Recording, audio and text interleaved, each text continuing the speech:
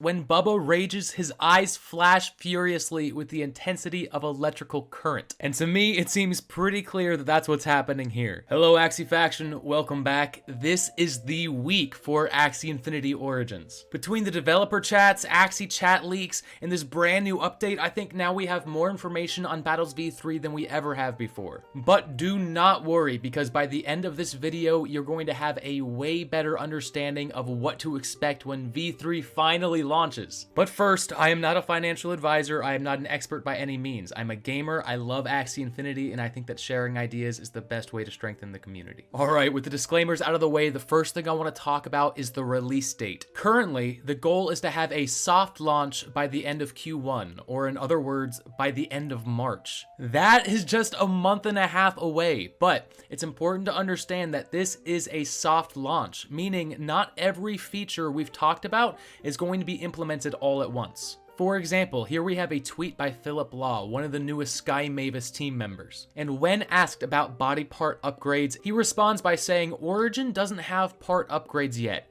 just power-ups, meaning runes and charms. So despite how exciting evolutions are right now, it seems like we're going to have to wait just a little bit longer for that feature. Which also means any burning mechanics involved with evolutions are also placed on hold. But that is fine by me because we do in fact have a confirmed burning mechanism for SLP, and that is in the form of crafting runes and charms. By the way, everybody, if you like these videos, please hit the like and subscribe button. It really helps out the channel. All right, we'll get right back into it. Look at the art for this. They have been really busy putting this together, and if you look to the left, you can see one of the power-ups we've theorized on in the past. But now we have a way better idea of what purpose they'll actually serve. In fact, they've even shown us what some of these charms do. And if you take the time to read the text, then it is very clear that what these charms do is add additional effects to the card they are powering up. Say you have a card like Jaguar with decent attack, but not the greatest effect. You could add one of these charms to that card to give it more utility. But what I find most interesting is the symbol on the top left of these power-ups. So if you look at these symbols, very clearly they are representing the class of the Axie.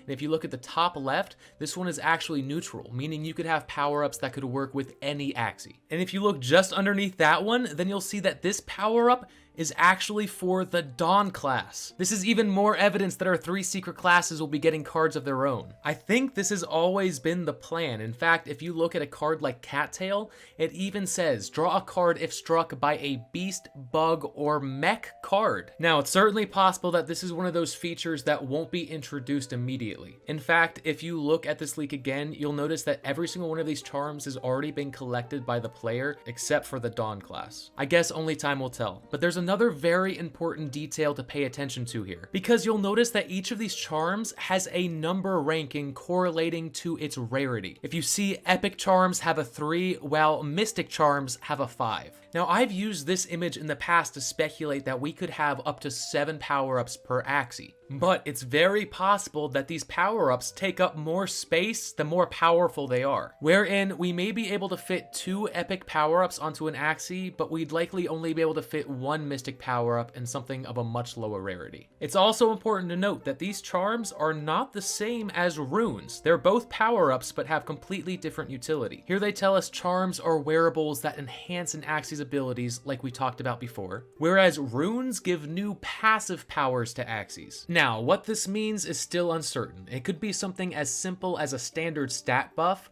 or it could be as complicated as, say, 15% extra defense against aquatic cards. But either way, being able to modify your Axies like this is going to provide so much potential for you to be able to create diverse teams and stay relevant in the changing meta, which is actually a very important point, because these charms and runes will be changing every single season. This is exactly what Axie Infinity needs. The reason these big card games have been able to find success is because of their ability to keep their gameplay feeling fresh. This usually comes in the form of a set rotation, where new cards are released every few months and the old cards are then banned. This causes players to be more involved in collecting cards and keeps the game feeling novel even if you've been playing for 5 or plus years. And it looks like Sky Mavis is taking inspiration from that idea, and I think power-ups are going to be an integral part of competitive play. Now, upon the initial launch, these power-ups will not be crafted with any sort of NFT or token. This is likely for both the game devs and the players to test the waters and how these power-ups will affect the gameplay, without having to spend any hard-earned cash. But once the Origins Alpha is over and the system is perfected,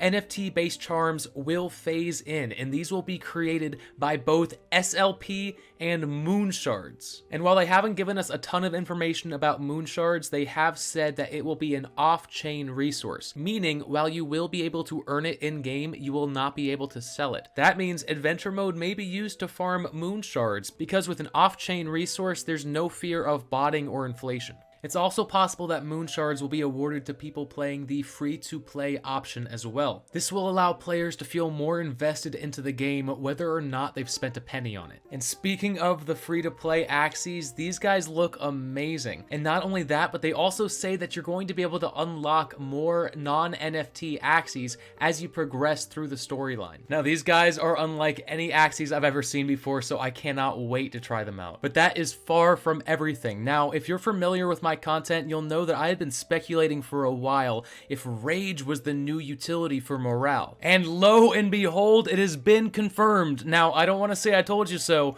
but I told you so. Yeah.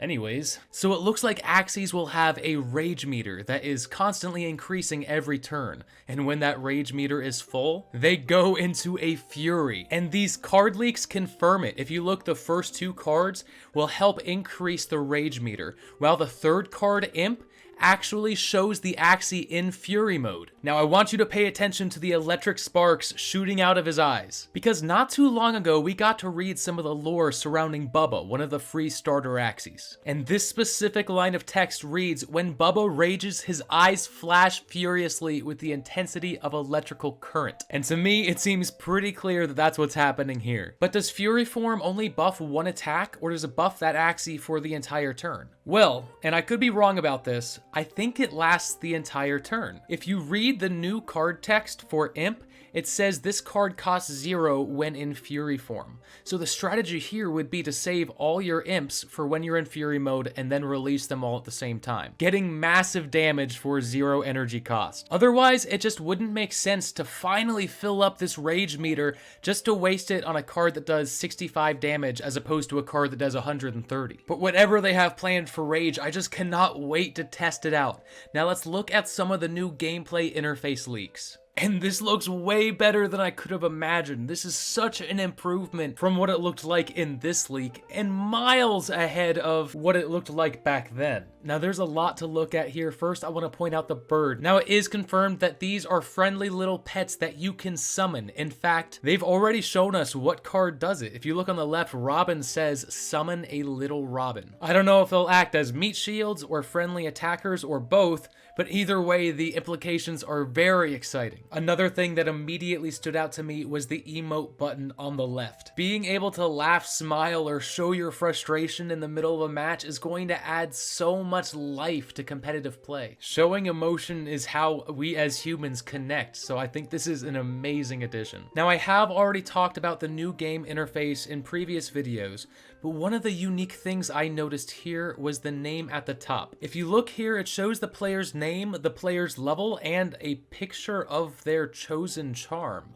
Is it possible that the charms are actually attached to the players instead of the Axies? And that the number in the charm itself is actually the level requirement needed to equip that charm? Making it so you only need one charm per team rather than multiple? Or is it just that he chose that image to represent him as his avatar? Let me know in the comments what you think. Now, it's important to understand that in this alpha release of Origins, you will not be able to earn SLP. You will still have to play Battles V2 for that. But depending on how well the alpha performs, we may start to see SLP earning transition from Battles V2 to Battles V3. And here's where it gets interesting. It says this transition may happen during the season, at which point Battles V2 will be shut down. Now at first, this seems terrifying. Like, what do you mean you're gonna shut down Battles V2? What's the point of competing if your earning capabilities are gonna get shut down mid-season? Well, I don't think that's exactly the plan here. I don't think they're going to make this transition mid-season unless Origins is clearly the better game and that's where everybody's attention is. In which case, yes, please let me earn SLP in the version of the game I prefer to play. But remember everybody that this isn't just a new version of the game.